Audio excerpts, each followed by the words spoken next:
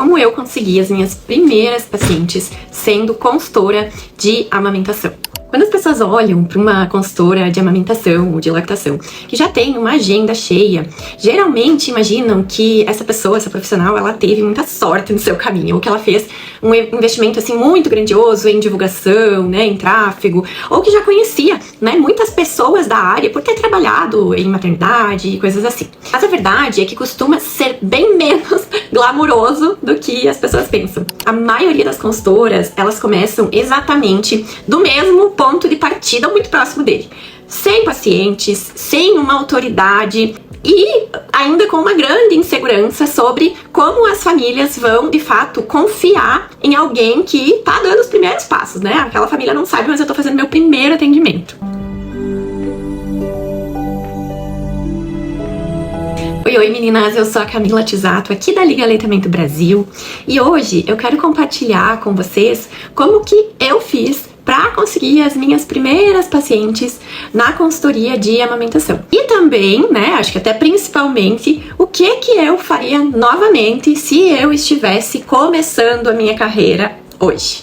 Bom, a primeira coisa que eu faria é não esperar eu estar me sentindo 100% pronta, segura. Porque eu acredito fortemente que isso é uma grande armadilha e que é muito comum das consultoras aí enfrentarem esse sentido. A profissional começa fazendo um curso, depois ela faz outro, depois ela faz mais uma formação, depois ela faz uma atualização, porque ela acha que nunca tá pronta o suficiente. E fica sempre aquela sensação que tá faltando alguma coisa para daí você começar. Mas a prática clínica, ela não começa quando essa insegurança acaba.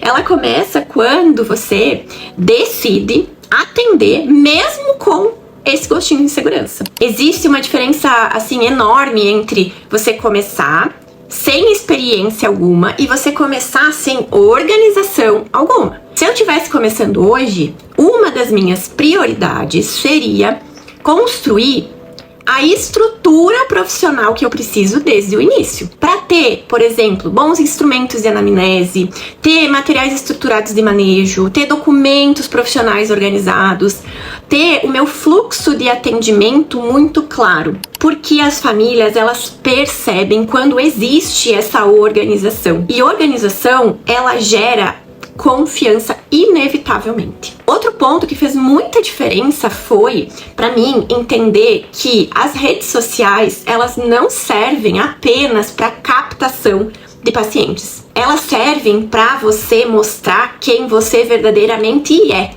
Porque, principalmente no começo, ninguém conhece ainda o teu trabalho, a tua entrega.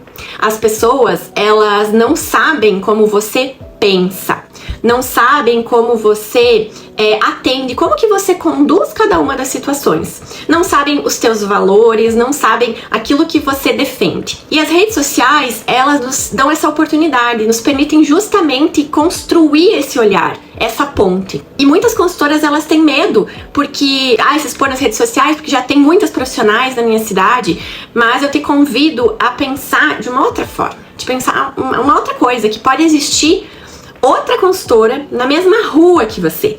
Pode existir outra profissional atendendo no mesmo bairro, né, até na mesma maternidade, mas não existe ninguém igual a você, com a tua história, com a tua forma de explicar, com a tua forma de acolher, com o teu olhar para cada um dos casos que vai chegar até você. E é isso que as redes sociais ajudam a mostrar para as pessoas. As famílias, elas não escolhem apenas uma formação, elas escolhem uma pessoa que está por trás de uma formação. E é por isso que eu nunca acreditei em um crescimento baseado em um sensacionalismo. Nunca acreditei, assim, em promessas, né, marqueteiras e reais que estão por aí, em criar medo para depois vender solução, para vender atendimento. A autoridade, gente, ela é construída de uma forma verdadeira, não pode ser frágil, não pode ser desonesta. O que sempre funcionou para mim foi compartilhar a minha forma de sentir o outro, mostrando bastidores reais, explicando situações comuns da prática clínica, mas do meu jeitinho, da minha didática, e ajudando famílias mesmo antes de que elas se tornassem minhas clientes pacientes. Confiança raramente nasce de um único conteúdo, né? Ela é construída ao longo de tempo, ao longo de relação. Outra coisa que me trouxe muitos bons frutos foram grupos da própria cidade que eu estava, porque neles existe grande oportunidade, né, que é ignorada por profissionais, por consultoras. Grupos de mães da cidade, grupos de gestantes, né, grupos de pares que se encontram, às vezes presencialmente ou às vezes mesmo só online. Saem eventos locais, né, eventos da comunidade.